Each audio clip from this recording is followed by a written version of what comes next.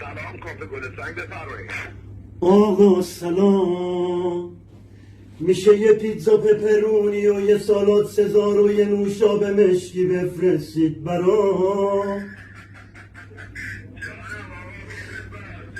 زنم رفته کاشته ناخونم جان بده نهار نذاشته برام.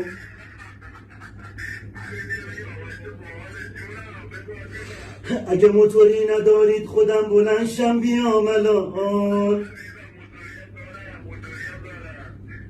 ما همون دور فلکه اول نیروی هوایی میشینیم. مجدد سلام. الان میام.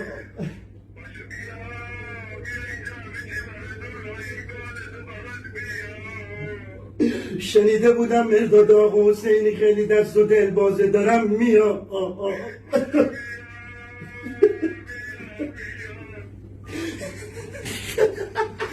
پسره از ما فیلمتر بود.